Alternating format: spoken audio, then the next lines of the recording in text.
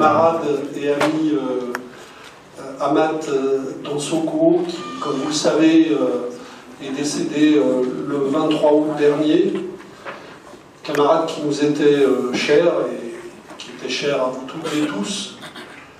Nous avions prévu cette soirée hommage plus tôt, à la fin de l'an dernier, mais vous savez qu'il y a en France depuis maintenant le 5 décembre des mobilisations sociales exceptionnelles qui auraient très probablement réjoui Amath, et donc nous avons décalé cette soirée qui peut se tenir avec une très nombreuse assistance aujourd'hui. Alors, avant de démarrer, je veux évidemment saluer tous ceux qui sont réunis et toute une série de personnalités. Peut-être j'en oublierai et puis on complétera au fil de la soirée.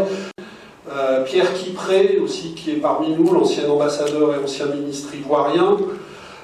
Clotilde Ouchi, je m'excuse pour la prononciation, et Eric Kaé, ancien ministre ivoirien.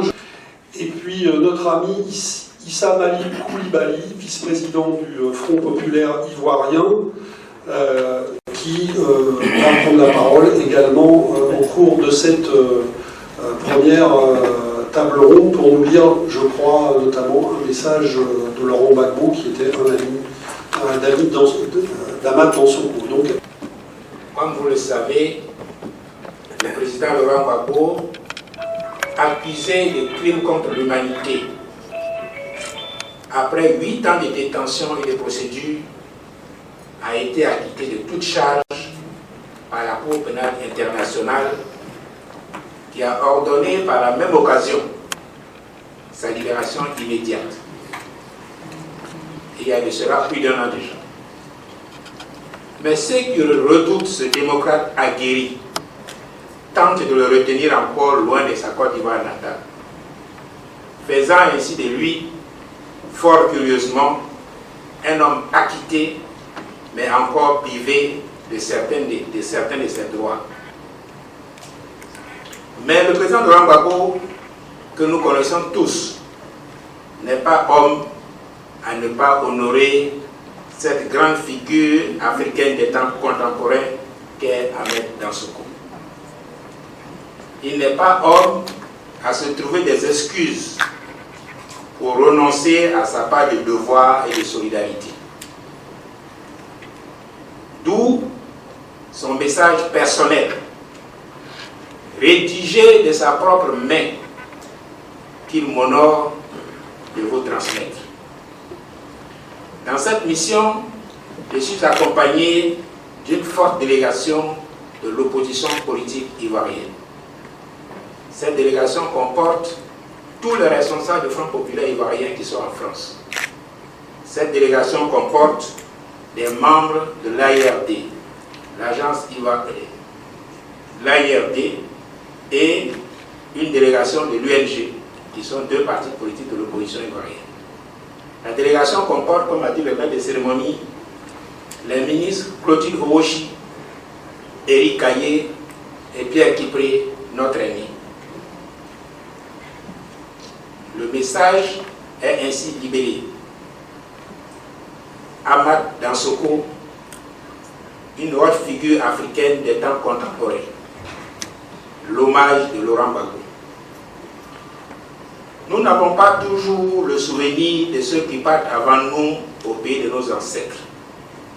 Cependant, compte beaucoup pour nous, chaque jour, ceux que nous continuons d'appeler affectueusement père, mère, frère ou sœur, parce qu'ils ont laissé en nous un souvenir impérissable. Ils sont toujours présents en nous. Amath Dansokho est à ce titre pour moi un grand frère. C'est mon grand frère, dis-je. Ce n'est pas faire preuve de conservatisme. Ce n'est pas faire le panégyrique de la céliocratie de nos sociétés anciennes ou faire un clin d'œil au père fondateur de nos États modernes. Je signifie ici un constat, un jugement et un espoir. Le constat est celui de la différence d'âge. Amath Dansokho avait 8 ans de plus que moi. Le jugement est celui que je porte, hautement favorable et positif, sur ce que fut sa vie de combattant et de rassembleur des énergies individuelles pour une cause juste. L'espoir est celui que suscite la réalisation concrète et future de ce que pour moi, il a combattu sa vie durant, à savoir l'indépendance et la souveraineté réelle de toute l'Afrique, la justice sociale pour le peuple, les libertés individuelles et collectives. Pour le peuple, ce sont ces thèmes qui, seuls, fondent dans une démocratie normale la légitimité d'un pouvoir autonome et assumé dans un État indépendant, donc libre de ses choix. Hier, ce qui fondait au départ le combat d'Amath Dansokho, c'était la relation coloniale inique et le faux départ de la promulgation des indépendances africaines. Il a cru même, en adhérant dès 1957 au Parti africain de l'indépendance, aux côtés des Major Diop, Khalilou Sall, Abdou Moumouni, etc., il a cru aux thèses de la lutte armée dans l'ex-AOF. Dans le prolongement des positions développées plus tard par la tricontinentale, pour beaucoup d'Africains de cette génération, la seule alternative était la lutte armée contre le colonialisme et le néocolonialisme. Cette lutte faisait merveille en Asie du Sud-Est, en Amérique latine et dans le Maghreb. Un philosophe ivoirien se demandait récemment pourquoi les productions intellectuelles à l'usage des masses populaires, dans le cadre de la problématique des conditions de leur libération, n'arrivent pas à prendre corps dans la réalité sociale et pourquoi les révolutions sont si difficiles à venir au monde. Pourquoi les révolutions ne tiennent-elles jamais la promesse de leurs fleurs théoriques? Les succès réels de la politique de division fondée sur l'exacerbation des identités particulières dans les colonies françaises d'Afrique subsaharienne, le très faible niveau d'investissement économique articulé à une aggravation permanente de l'exploitation des richesses naturelles et des populations n'avait jamais permis la conscience de ce que Amilcar Cabral appelait la révolution culturelle par dépassement véritable des cultures particulières en vue de la constitution d'une communauté politique homogène. C'est par cette démarche que la lutte des classes, par un travail d'explication et de conscientisation concrète sur le terrain, s'appuyant sur les alliances des paysans exploités des classes populaires urbaines, aurait permis à la lutte armée d'obtenir des succès accrus. Depuis 1981, Amath Dansokho et plusieurs de ses compagnons l'ont compris pour créer le Parti de l'indépendance et du travail, PIT au Sénégal. Il s'est agi dans un parti acquis au marxisme de réorienter la lutte vers de nouvelles bases qui sont celles de la conquête du pouvoir par les urnes, de la conquête des libertés collectives et individuelles, celle de la justice sociale rétributive, de la démocratie participative et du développement économique autocentré. Bénéficiant de la confiance totale de ses militants, respecté même par ses adversaires les plus farouches, Amath Dansokho tiendra la barre de ce parti pendant près de 20 ans. Récusant ce que André Gauze a appelé le paternalisme bureaucratique qui dépolitise les masses en faisant une simple clientèle électorale. Sa position de principe et son action n'ont pas varié sur les rapports de son pays, comme de l'Afrique en général, avec l'ancienne puissance coloniale, la France. Perçu comme le principal représentant de l'impérialisme international en Afrique subsaharienne, la France n'a pourtant jamais suscité le sentiment anti-français chez mon grand frère. Bien qu'ayant beaucoup voyagé à travers le monde, en Afrique, en Europe de l'Est, comme en Amérique latine, tout le rattachait à la France, qui l'imprégnait de sa riche culture, de l'amour de son épouse française, autant que de ses amitiés militantes forgées dans la gauche française, particulièrement au sein du Parti communiste français. Ce qui était en jeu chez lui, c'est la conviction forte que pour être un ami, il faut respecter la liberté de l'autre et tourner le dos à l'alliance du cavalier et du cheval pour une relation équitable et profitable à chacun. 60 ans après les indépendances de nos pays, deux positions continuent de s'afficher aujourd'hui en France. Ce pays qui a vu naître aussi depuis au moins 2 siècles les nouveaux contenus de la liberté, de la promotion collective et individuelle, de la démocratie, de la société humaine. La première est celle de ceux qui, en retard d'une révolution mentale, considèrent l'Afrique comme une chasse gardée des intérêts impérialistes, pour qui ce continent n'a d'intérêt que comme tel de mission économique, géostratégique et culturelle. Elle milite pour une présence militaire en Afrique, impose de manière non démocratique, parfois par la force, des dirigeants capables de briser l'élan de justice sociale pour les classes populaires, impose des relations économiques et financières non équitables au profit des multinationales et organise la scandaleuse évasion des ressources financières africaines. En concurrence avec leurs propres partenaires d'Occident, ce sont eux qui crient au loup, considérant que le continent africain n'est pas le continent des coups, mais de la capacité à résister aux coups des concurrents. Un récent rapport sur la présence économique française en Afrique a indiqué que depuis 20 ans, les exportations françaises vers le continent africain ont doublé sur un marché dont la taille a quadruplé.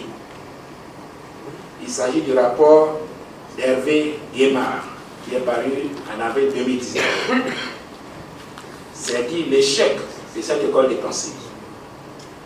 La seconde position est celle de ceux qui, comme le PCF, estiment que nos États doivent être des partenaires égaux, par principe comme dans les faits, capables de se fixer leurs propres priorités de progrès et dont on attend qu'elles apportent une contribution positive à la justice sociale dans le monde, à la liberté des peuples et au progrès commun de l'humanité. La France a tout à gagner ici, du fait de ses liens anciens avec ce continent, à contribuer, par exemple, dans les cas de conflits internes, au désarmement des forces illégitimes par l'appui à la mobilisation populaire des peuples visés. Elle doit contribuer par application des termes pertinents du jeu démocratique et sans céder au démon de la vengeance, au renforcement de la stabilité politique et de la cohésion sociale, à la mobilisation des ressources internes de l'Afrique, de telle sorte que ces ressources africaines restent en Afrique pour soutenir le développement du continent. Récemment, sur son blog, à propos de la guerre au Mali, dans un article intitulé « Sortie de la spirale de la violence et du désastre » qui est paru le 14 décembre 2019, Père Laurent a énoncé quelques-unes de ses idées. Elle renvoie aux positions fréquentes du Parti communiste français auquel était attaché mon grand frère Ahmad Dansoko. Et je les partage. Hier comme aujourd'hui, c'est aussi mon combat depuis tant d'années. Dans une de ses livraisons en 2005, sur les figures de l'opposition sénégalaise, l'hebdomadaire Jeune Afrique décrivait Ahmad Dansoko comme l'éternel opposant. Lui-même disait, et on vient de l'entendre, je ne suis pas un révolutionnaire d'occasion. De ce fait, il n'a pas cessé de nous donner l'image d'un combattant, payant largement de sa personne, abandonnant ses études supérieures pour partir en exil. Lorsqu'il revenait au Sénégal en 1977 à la faveur d'une amnistie générale, c'est pour mener le combat démocratique sur le terrain, épuisant sa santé sans compter. Dans le contexte politique du Sénégal du début des années 80, les partis politiques se réclamant du marxisme ont proliféré. Amat s'est toujours tenu droit dans ses choix de base, tout en s'ouvrant au débat avec les autres pour des actions communes. Ce n'est pas pour des raisons électoralistes, mais pour faire avancer la cause de la démocratie sociale, des droits du peuple et du progrès social. Toujours sur la brèche reconnue par tous comme incorruptible, nous comprenons pourquoi il fut maire de son Kédougou natal. On voit comment sa liberté de parole et sa verve cinglante ont permis les progrès du PIT dans le paysage politique sénégalais avec l'engagement de ses compagnons et militants. Amat fut le plus ferme critique du régime d'Abdou Diouf et l'un de ses meilleurs avocats et l'un des meilleurs avocats du courant Sopi qui a apporté Abdoulaye Wade à la présidence de la République. Lorsqu'il s'aperçut que ce dernier n'avait hier d'autre objectif qu'une alliance électorale pour tenir le dos vide aux engagements pris, Amat n'hésita pas à rompre une alliance contre nature. Les intérêts du peuple comptent plus que de simples calculs politiciens sans lendemain ni consistance. Si je meurs, je ne voudrais pas d'hommage folklorique. L'estime du peuple me suffit, déclarait-il en 2010 dans une interview. Il sera féroce dans sa critique des dérives antidémocratiques et néolibérales de Wade. Tout le monde reconnaît ainsi son rôle dans le rassemblement de l'opposition Benno Siggil Sénégal. Les risques encourus par la nation exigeaient la mobilisation de tous, à commencer par les partis se réclamant de la gauche, pour écarter les dangers et construire ensemble le Sénégal démocratique et soucieux de porter remède aux préoccupations essentielles du peuple, plus qu'à celles d'une élite sociale à mal de repères et de solidarité. C'était cela, mon grand frère. C'était cela pour moi, Amat Dansokho. Beaucoup de choses et des convictions fortes nous lient. La visite qu'il m'a rendue à la prison de la CPI à Scheveningen l'atteste plus que tout. Nous partageons ce rêve d'une Afrique véritablement libre, maîtresse de son histoire, totalement démocratique, pour dépasser les revendications identitaires surannées, consciente des fractures sociales et économiques que produit une mondialisation subie depuis tant d'années par l'Afrique. Bruxelles, le 18 décembre 2019, Laurent Gbagbo. Je vous remercie.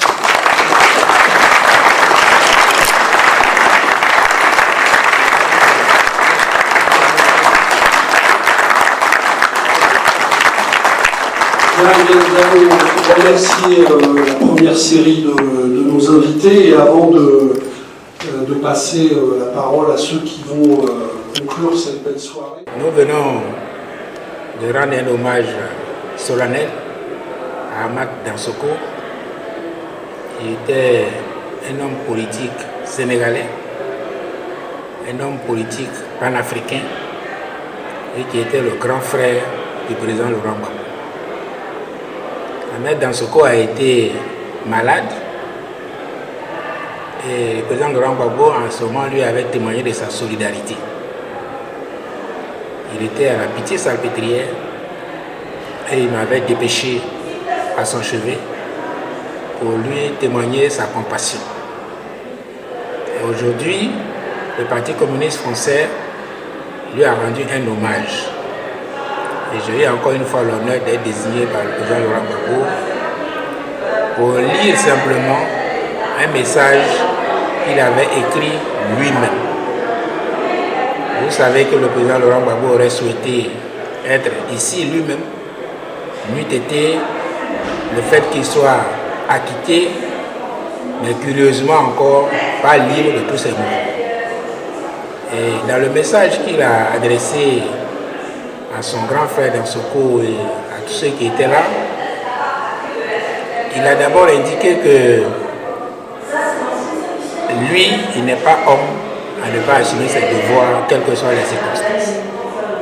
Et dans le cas d'espèce, c'était le devoir de témoigner de ce qu'a été Dansokho pour lui, de témoigner de ce que Dansokho a été pour la lutte politique en Afrique. Et c'était un combattant de gauche qui a beaucoup souffert, qui a fait plusieurs fois la prison, qui a fait l'exil pendant longtemps, mais qui n'a jamais varié dans ses convictions. Comme Laurent Gbagbo, Dansokho s'est battu pour une Afrique libre, pour des pays africains véritablement indépendants, pour des pays africains qui peuvent décider des choix qui sont bons pour eux, et pour des pays africains qui sont respectés dans leur souveraineté.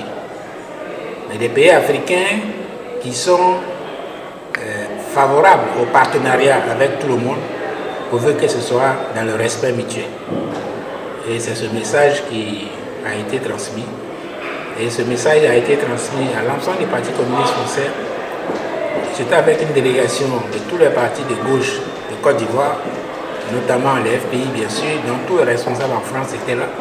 La représentante et tous les secrétaires nationaux qui sont ici étaient présents.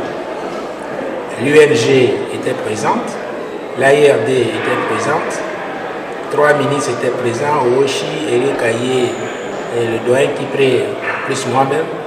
Je pense que comme vous avez vu dans le discours du premier secrétaire du Parti communiste, il a déploré ce qui s'est passé en Côte d'Ivoire pendant l'élection de 2010 et il a souhaité, comme nous, que plus jamais de telles choses n'arrivent en Afrique.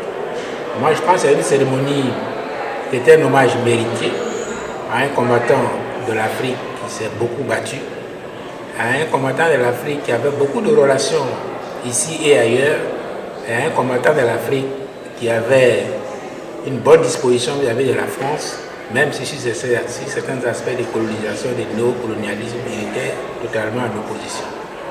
C'est un Africain qui s'est battu aussi pour son pays, le Sénégal, malgré les difficultés qui sont produites. Il a été ministre plusieurs fois pendant longtemps et à chaque fois qu'il a été aux affaires, il a vraiment marqué de son empreinte le secteur qui lui avait été confié. Je repars donc vraiment réconforté, honoré d'avoir accompli cette mission au nom du président, à qui bien entendu je rendrai compte dans les moindres détails immédiatement. Et je remercie vraiment tous les Ivoiriens et tous les Africains qui sont venus à cette cérémonie. Merci.